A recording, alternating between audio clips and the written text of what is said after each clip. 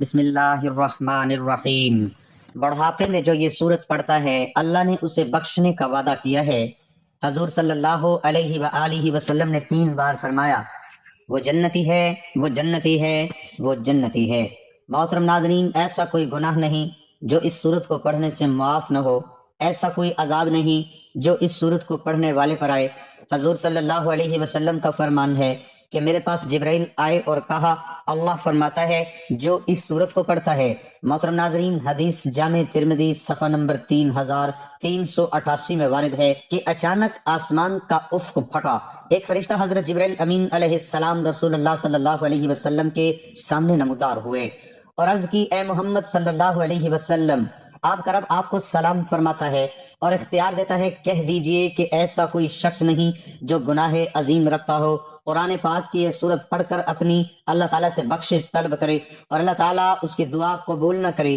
اللہ سبحانہ و تعالیٰ اس صورت کو پڑھنے کے ساتھ اس کی دعا مانگنا قبول فرماتا ہے۔ جو شخص روزانہ صبح اور شام یہ صورت پڑھے گا اس کی روزی میں برکت ہوگی، عذاب قبر سے بچا رہے گا، موت کے وقت اس کی روح کے واسطے جنت میں داخلوں کے لیے تمام دروازے کھول دیے جائیں گے۔ تو ناظرین، آج ہم آپ کو قرآن پاک کی ایک عظیم صورت کے بارے میں بتانے جا رہے ہیں کہ جو شخص بڑھاپے میں اس صورت کی تلاوت کرتا ہے اس کا کوئی گناہ ایسا نہیں جو اس صورت کے پڑھنے سے معاف نہ ہو، اور ایسا کوئی عذاب نہیں جو اس صورت کو پڑھنے والے پر آئے۔ محترم ناظرین، حضرت ابن عباس رضی اللہ تعالیٰ عنہ فرماتے ہیں کہ ہم رسول کریم صلی اللہ علیہ وسلم کے ساتھ بیٹھے تھے اور آپ صلی اللہ علیہ وسلم کے ساتھ حضرت جبرائیل امین سرگوشی فرما رہے تھے کہ اتنے میں آسمان کا افق پھٹا اور حضرت جبرائیل امین علیہ السلام سکڑ گئے اور ان کا بعض جسم بعض کے ساتھ داخل ہونے لگا اور وہ زمین کے ساتھ مل گئے۔ بس اچانک ایک اور فرشتہ رسول اللہ صلی اللہ علیہ وسلم کے سامنے نمودار ہوا اور عرض کی اے محمد صلی اللہ علیہ وسلم،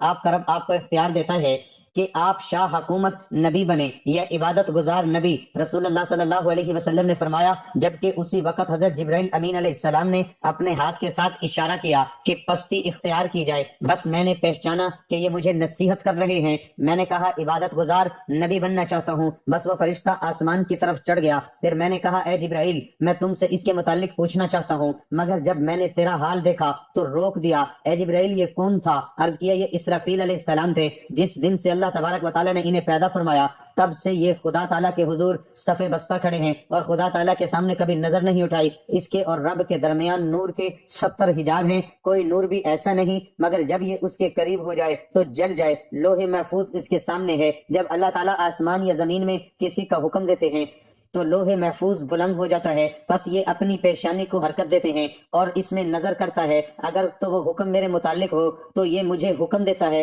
اور میکائیل علیہ السلام کے متعلق ہو تو اسے حکم دیتا ہے، اور اگر ملک الموت حضرت اسرائیل علیہ السلام کے متعلق کوئی پیغام ہو تو یہ اسے حکم دیتا ہے۔ نبی کریم صلی اللہ علیہ وسلم نے فرمایا کہ حضرت میکائیل علیہ السلام کس کام پر مامور ہیں؟ عرض کیا نباتات پر۔ میں نے کہا کہ ملک الموت کس کام پر مقرر ہے؟ عرض کیا روح قبض کرنے پر۔ حضرت جبرائیل امین علیہ السلام نے عرض کی کہ میں نے گمان کیا اسرافیل علیہ السلام کے اترنے کے متعلق قیامت قائم ہونے کا وقت آن پہنچا ہے، اور آپ نے جو میرا حال دیکھا تھا یہ قیامت قائم ہونے کے خوف سے تھا کہ شاید حضرت اسرافیل علیہ السلام آپ صلی اللہ علیہ وسلم کے پاس قیامت قائم ہونے کی اطلاع دینے کے لیے نازل ہوئے ہیں۔ ایک شخص حضرت علی کرم اللہ الوجہ الکریم کے پاس آیا اور اس نے حضرت علی رضی اللہ تعالی عنہ سے ایک بہت ہی عجیب سوال کیا۔ اس نے کہا کیا اللہ تعالیٰ کے پاس اتنی قدرت ہے کہ دنیا کو چھوٹا کیے بنا اور انڈے کو بڑا کیے بنا پوری دنیا کو انڈے میں ڈال دے؟ حضرت علی رضی اللہ تعالیٰ عنہ اس کا سوال سن کر بہت مسکرائے اور فرمایا اے بندہ خدا، تو کہہ رہا ہے کہ کیا اللہ پاک ایسا کر سکتا ہے، مگر اللہ نے ایسا کر دیا ہے مگر تجھے خبر نہیں۔ وہ شخص بہت حیران ہوا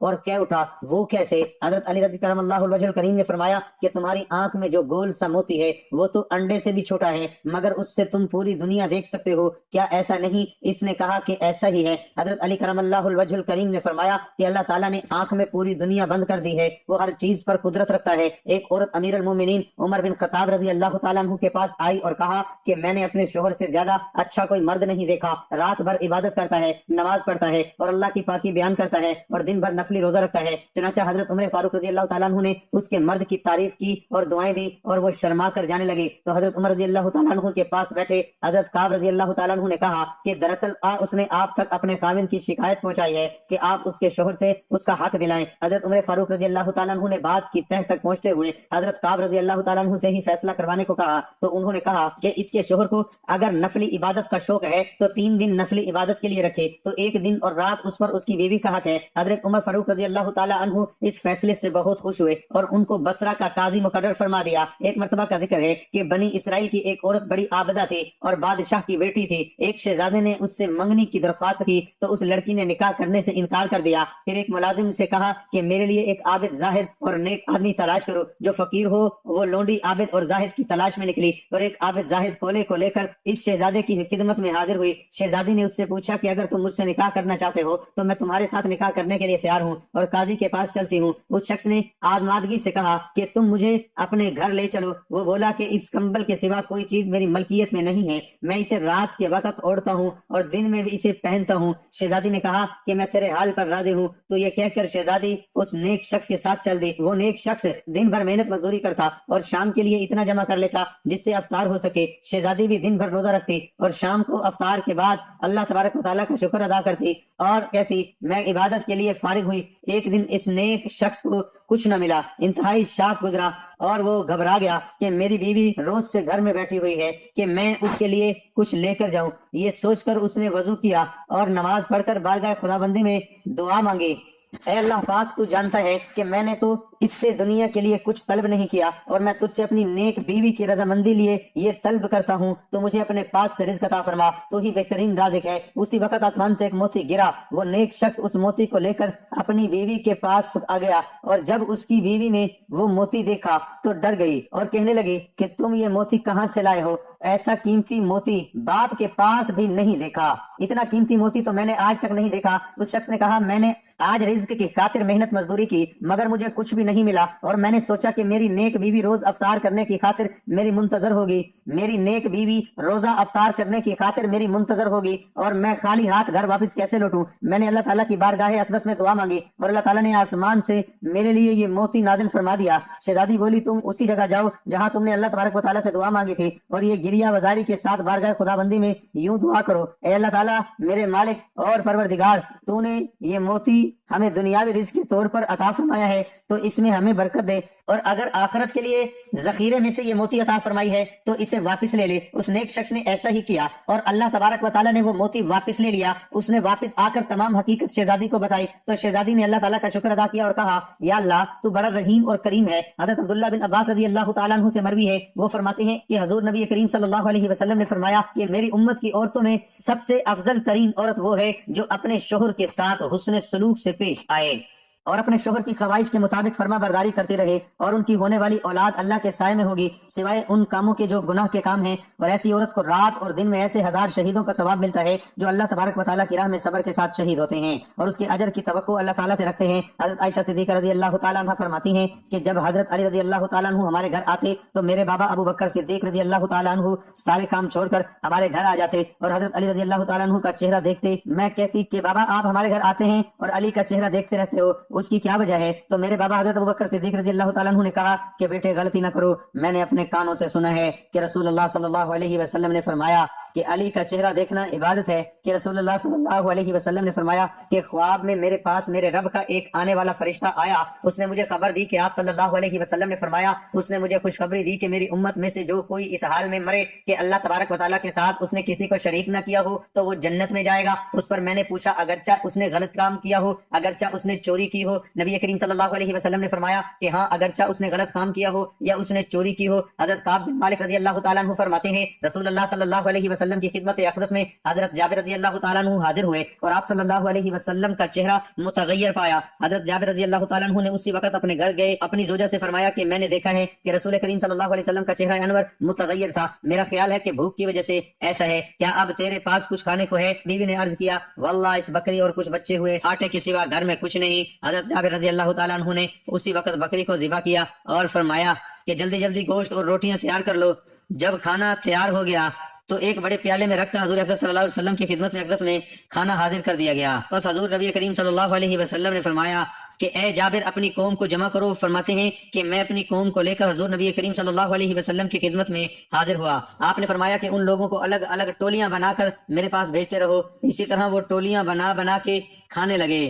جب ایک ٹولی شیر ہو کر کھا لیتی، جی بھر کے کھا لیتی، تو دوسری ٹولی آ جاتی کھانا کھانے کے لیے، وہ بھی شیر ہو کر کھا لیتی، یہاں تک کہ سب نے کھانا کھا لیا اور برتن میں کھانا جوں کا توں بلکہ پہلے سے بھی زیادہ موجود تھا۔ جبکہ رضوان اللہ علیہم اجمعین کھانا کھانے لگے تو آپ صلی اللہ علیہ وسلم نے فرمایا کہ کھانا کھاؤ مگر ہڈیاں نہ توڑنا۔ پھر آپ نے ہڈیوں کو جمع فرمایا اور ان پر ہاتھ مبارک رکھا اور کچھ پڑھا، جس سے میں نے سنا وہ بکری کان جھاڑتے ہوئے اٹھ کھڑی ہوئی۔ آپ صلی اللہ علیہ وسلم نے فرمایا کہ جابر اپنی بکری لے جاؤ۔ حضرت جابر رضی اللہ تعالیٰ عنہ فرماتے ہیں کہ میں اپنی بکری لے کر اپنی بیوی کے پاس آیا تو وہ بولی یہ کیا ہے؟ میں نے کہا کہ واللہ یہ ہماری وہی بکری ہے جس کو ہم نے ذبح کیا تھا۔ حضور اقدس صلی اللہ علیہ وسلم کی دعا سے حق تعالیٰ نے اس بکری کو زندہ کر دیا۔ یہ سن کر حضرت جابر رضی اللہ تعالیٰ عنہ کی بیوی نے کہا کہ میں گواہی دیتی ہوں کہ حضور نبی اکرم صلی اللہ علیہ وسلم اللہ تعالیٰ کے سچے رسول ہیں۔ جب حضرت جابر رضی اللہ تعالیٰ عنہ نے بکری کو ذبح کیا تو ان کے دو چھوٹے صاحبزادے بھی وہاں موجود تھے جو بکری کو ذبح کرتے ہوئے دیکھ رہے تھے۔ جنہوں نے بکری ذبح ہوتی ہوئی دیکھی وہ دونوں چھری لے کر چھت پر گئے۔ بڑے بیٹے نے چھوٹے بیٹے سے کہا آؤ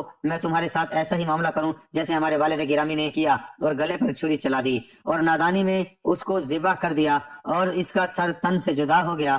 جیسے ہی بچوں کی ماں نے اس منظر کو دیکھا تو فوراً بھاگی اور بڑا بچہ ڈر کر اور خوف سے چھت سے گرا اور وہ مر گیا۔ حضرت جابر رضی اللہ تعالیٰ عنہ کی زوجہ نے دونوں بچوں کی لاشوں کو اٹھایا اور اندر لا کر رکھ دیا، اس خیال سے شور اور واویلا نہ کیا کہ کہیں اس سے نبی کریم صلی اللہ علیہ وسلم پریشان نہ ہو اور یہ دعوت بے وجہ ضائع نہ ہو جائے۔ نہایت ہی صبر و استقلال کے ساتھ بچوں پر کپڑا ڈال دیا، اس بارے میں کسی کو بھی نہ بتلایا، حتیٰ کہ حضرت جابر رضی اللہ تعالیٰ عنہ کو بھی نہ بتلایا۔ اگرچہ دل صدمے سے نڈال اور خون کے آنسو رو رہا تھا مگر اس کے باوجود چہرے پر کوئی پریشانی نہ تھی، بلکہ چہرے کی تازگی کو برقرار رکھا اور کھانا پکایا۔ جب رسالت مآب حضور اقدس صلی اللہ علیہ وسلم تشریف لائے، کھانا تیار کیا گیا تو اس وقت حضرت جبرائیل امین علیہ السلام حاضر خدمت ہوئے اور عرض کیا یا رسول اللہ صلی اللہ علیہ وسلم، حضرت جابر رضی اللہ تعالیٰ عنہ کو حکم دیں کہ وہ اپنے صاحبزادے کو بلا لیں کہ وہ بھی آپ صلی اللہ علیہ وسلم کے ہمراہ کھانا کھانے کا شرف حاصل کریں۔ آپ صلی اللہ علیہ وسلم نے فرمایا کہ اے جابر اپنے فرزند کو فوراً بلا لو۔ حضرت جابر رضی اللہ تعالیٰ عنہ فوراً باہر تشریف لے گئے اور اپنی زوجہ محترمہ کو فرمایا کہ بچوں کو بلاؤ تاکہ حضور اقدس صلی اللہ علیہ وسلم کے ساتھ کھانا کھائیں۔ انہیں حضور صلی اللہ علیہ وسلم بلا رہے ہیں۔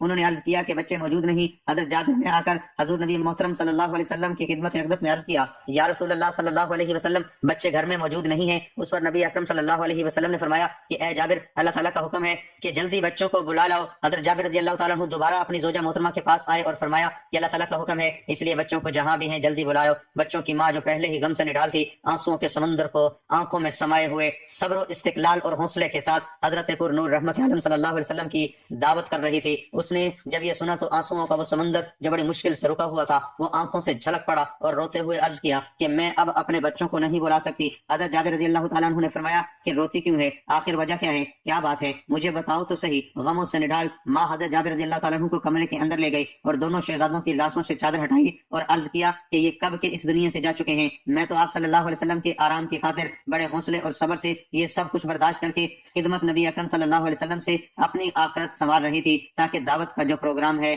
وہ خراب نہ ہو۔ جب حضرت جابر رضی اللہ تعالیٰ عنہ نے یہ منظر دیکھا تو ان کی آنکھوں سے آنسو جاری ہو گئے، کیونکہ اس سے پہلے حضرت جابر رضی اللہ تعالیٰ عنہ اس حادثے سے بے خبر تھے۔ دونوں شہزادوں کو اٹھایا اور حضور اقدس صلی اللہ علیہ وسلم کی خدمت بابرکت میں حاضر ہوئے اور ماجرا عرض کیا۔ حضرت جابر رضی اللہ تعالیٰ عنہ نے دونوں بچوں کی لاشوں کو حضور اقدس صلی اللہ علیہ وسلم کے قدموں میں رکھا تو سارا گھر غم زدہ ہو گیا اور ماں کی ممتا جو پہلے ادب حضور اقدس اور آرام احمد مصطفیٰ صلی اللہ علیہ وسلم کے لیے خاموش تھی زاروں قطار رونے لگی۔ اللہ تبارک و تعالیٰ نے حضرت جبرائیل امین علیہ السلام کو حکم دیا کہ جاؤ میرے محبوب کبریائی صلی اللہ علیہ وسلم کی خدمت میں حاضر ہو کر میرا پیغام دو۔ اے محبوب دعا آپ فرمائیں ان کو زندہ ہم کریں گے۔ چنانچہ حضور نبی محترم صلی اللہ علیہ وسلم نے اپنے دستے مبارک دعا کے لیے بلند کیے، ابھی ہاتھ واپس نہ آئے تھے کہ دونوں شہزادے زندہ ہو کر اٹھ کھڑے ہوئے۔ وہ گھر جو پہلے دونوں صاحبزادوں کی موت سے خوف زدہ اور غم زدہ تھا اب خوشی سے بھلے نہ سماتا تھا۔ حضور اقدس صلی اللہ علیہ وسلم نے دونوں شہزادوں کے ساتھ مل کر کھانا تناول فرمایا۔ سبحان اللہ۔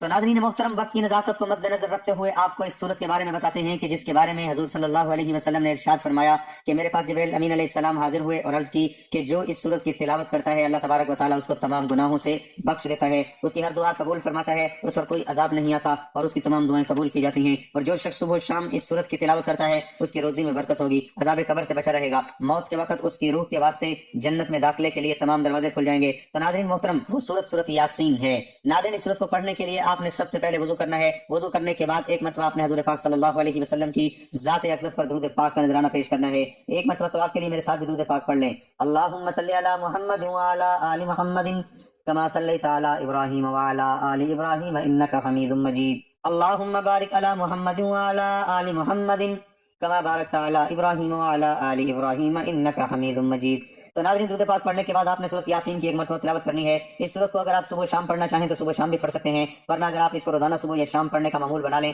تو کوئی ایسا گناہ نہیں جو اس سورت کی تلاوت کرنے سے معاف نہ ہو، اور کوئی ایسا عذاب نہیں جو اس سورت کی تلاوت کرنے سے پڑھنے والے پر آئے۔ یہ سورت اپنے پڑھنے والے کے لیے سفارش بن کر آتی ہے اور اللہ تعالیٰ سے اس کی بخشش کروا لیتی ہے۔ اس سورت کی تلاوت کرنے والے کے لیے قبر کی منزل آسان کر دی جاتی ہے، اور یہ سورت اپنے پڑھنے والے کو اللہ تعالیٰ کی بارگاہ میں بخشوانے کے لیے حاضر ہو جاتی ہے، حتیٰ کہ تلاوت کرنے والے کو بخشوا لیتی ہے۔ اس سورت کو روزانہ تلاوت کرنے والے کے لیے عذاب قبر سے اس کو نجات دے دی جاتی ہے، اور موت کے وقت اس کی روح کے واسطے جنت کے تمام داخلے دروازے کھول دیے جاتے ہیں۔ سبحان اللہ۔ تو ناظرین، آپ نے اس سورت کی تلاوت کا معمول بنانا ہے تاکہ آپ کی دنیا اور آخرت سمجھ سکے، اور دنیا اور آخرت کی اور قبر کی منزلیں آسان ہوں۔ محترم ناظرین، حدیث بخاری شریف کی ایک روایت میں ہے کہ ایک مرتبہ سرور کائنات حضرت محمد مصطفیٰ صلی اللہ علیہ وسلم اپنے دونوں مبارک ہاتھوں کو دعا کے لیے بلند فرماتے ہیں، آنکھوں سے اشک رواں ہوتے ہیں، چہرہ نور سے دمک رہا ہے اور دل امت کی محبت میں بے قرار ہے۔ زبان مبارک سے بس ایک ہی صدا بلند ہوتی ہے کہ اے میرے رب، میری امت کو بخش دے، یا رب میری امت گناہوں کا بوجھ نہیں اٹھا سکے گی، میری امت کو بخش دے۔ یہ الفاظ ادا ہوتے ہیں تو دل کی گہرائیوں سے رونے کی صدا نکلتی ہے، آنکھوں سے بہنے والے آنسو زمین پر گرتے ہیں اور زمین کے ذرے ذرے کو رحمت سے تر کر دیتے ہیں، عرش عظیم لرز اٹھتا ہے، فرشتے خاموشی سے یہ منظر دیکھتے ہیں، اور رب کائنات جو محبوب کو سب سے بڑھ کر جانتا ہے حضرت جبرائیل علیہ السلام کو حکم دیتا ہے کہ جاؤ میرے محبوب کے پاس اور پوچھو کہ وہ کیوں رو رہے ہیں۔ حالانکہ تمہارا رب تو سب کچھ جانتا ہے، لیکن پھر بھی محبت کا تقاضا یہ ہے کہ تم جا کر ان سے سوال کرو۔ حضرت جبرائیل امین علیہ السلام نور کے پر کھول کر زمین کی طرف اترتے ہیں اور بارگاہ مصطفیٰ کریم صلی اللہ علیہ وسلم میں پہنچ کر عرض کرتے ہیں، یا رسول اللہ صلی اللہ علیہ وسلم، اللہ تعالیٰ جو سب کچھ جاننے والا ہے جانتا ہے کہ آپ کیوں رو رہے ہیں، مگر وہ جانتا ہے کہ آپ صلی اللہ علیہ وسلم خود بتائیں، آپ کا رونا امت کے لیے ہے، آپ کی فریاد امت کے لیے ہے، آپ کا درد امت کے لیے ہے۔ آپ صلی اللہ علیہ وسلم نے ارشاد فرمایا کہ اے جبرائیل، میری امت کے گناہ گار امتی جن کی نافرمانیوں کے باوجود میرے دل میں ان کی محبت موجزن ہے، میں ان کے لیے رو رہا ہوں، مجھے ڈر ہے کہ وہ جہنم میں نہ چلے جائیں، میں ان کی بخشش چاہتا ہوں، ان کی نجات چاہتا ہوں۔ حضرت جبرائیل علیہ السلام واپس لوٹتے ہیں، بارگاہ الہی میں عرض کرتے ہیں کہ اے رب العالمین، تیرے محبوب اپنی امت کے لیے رو رہے ہیں، اپنے گناہ گار امتیوں کے لیے گڑ گڑا رہے ہیں۔ رب تعالیٰ کی رحمت جوش میں آتی ہے اور فرمایا، جبرائیل واپس جاؤ اور میرے محبوب سے کہو ہم تمہیں تمہاری امت کے بارے میں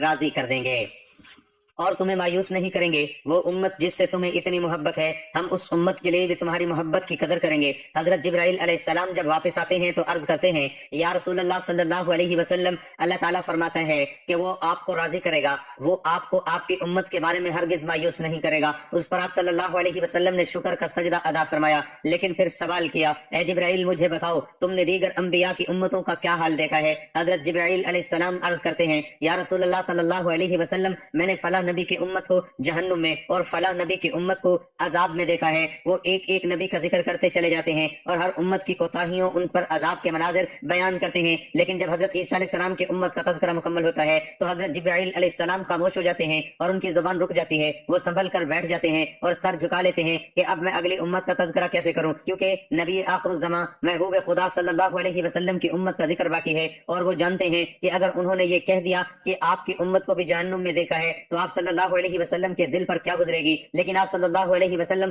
حضرت جبرائیل علیہ السلام کی خاموشی سے بے چین ہو جاتے ہیں، بار بار پوچھتے ہیں، اے جبرائیل سچ سچ بتاؤ تم نے میری امت کو بھی جہنم میں تو نہیں دیکھا؟ حضرت جبرائیل علیہ السلام چپ ہیں، مگر سرکار مدینہ صلی اللہ علیہ وسلم کی بے قراری بڑھتی جاتی ہے، دل تڑپتا ہے، زبان لرزتی ہے، اور آپ فرما رہے ہیں، بتاؤ جلدی بتاؤ کہیں میری امت جہنم میں تو نہیں؟ بالا آخر حضرت جبرائیل علیہ السلام کو کہنا ہی پڑتا ہے، یا رسول اللہ صلی اللہ علیہ وسلم، ہاں میں نے آپ کی امت کے بعض افراد کو بھی جہنم میں دیکھا ہے، بس اتنا سننا تھا کہ آقا دو جہاں حضرت محمد مصطفیٰ صلی اللہ علیہ وسلم کا رنگ متغیر ہو گیا، دل بے قرار ہو گیا، لب خشک ہو گئے، آنکھوں سے آنسو بہنے لگے، اور آپ کا سکون جاتا رہا۔ آپ نے اس لمحے شہر مدینہ چھوڑ دیا، لوگوں سے چھپ کر تنہائی اختیار کر لی اور ویرانے کی جانب چل دیے، جہاں نہ کوئی انسان ہو نہ کوئی آواز، بس تنہا آپ اور آپ کا رب ہو۔ آپ صلی اللہ علیہ وسلم نے ایک سنسان غار میں جا کر اپنی پیشانی مبارک کو خاک پر رکھ دیا اور رونے لگے، سجدے کی حالت میں رب جبلی امتی ربی جبلی امتی ربی جبلی امتی کی صدائیں بلند ہونے لگی، آنسو بارش کی طرح بہنے لگے، زمین گواہ بنی، فرشتے حیران رہ گئے اور آسمان پر جیسے لغزہ طاری ہو گیا۔ ادھر مدینے میں ایک ہنگامہ برپا ہو چکا تھا۔ صحابہ کرام حضور نبی کریم صلی اللہ علیہ وسلم کو تلاش کرنے لگے۔ مسجد نبوی، حجرہ عائشہ، ہر گلی، ہر کوچہ، ہر کونا چھان مارا، لیکن آقا دو جہاں صلی اللہ علیہ وسلم کا کوئی پتہ نہ چلا۔ شہر مدینہ میں کہرام مچ گیا، ہر چہرہ غم زدہ، ہر آنکھ اشک بار، گھر کے چولہے ویران بجھ گئے، بازار ویران ہو، اہل مدینہ کی نیندیں حرام ہو گئی، بچے بلکنے لگے، بزرگ سسکنے لگے اور صحابہ کرام سرگرداں ہو گئے۔ لیکن 3 دن اور 3 راتیں یوں ہی بیت گئی کہ اچانک ایک چرواہے سے ملاقات ہوئی۔ اس چرواہے نے کہا، میں نے کسی کو نہیں دیکھا، لیکن 3 دن سے ایک پہاڑ کی کھو سے کسی کے رونے کی آواز آ رہی ہے، ایسے رونے کی آواز ہے جو دل چیر دیتی ہے۔ میری بکریاں اس درد سے متاثر ہوئی کہ چراہٹ چھوڑ دی ہے۔ اتنا سننا تھا کہ صحابہ کرام دوڑ پڑے، اس غار تک پہنچے اور کیا دیکھتے ہیں کہ آقا دو جہاں صلی اللہ علیہ وسلم خاک پر پیشانی مبارک رکھتے ہوئے سجدے میں ڈوبے ہوئے صدائیں لگا رہے ہیں۔ صحابہ کرام قدموں سے لپٹ گئے، دامن سے چپٹ گئے، عرض کیا، یا رسول اللہ صلی اللہ علیہ وسلم،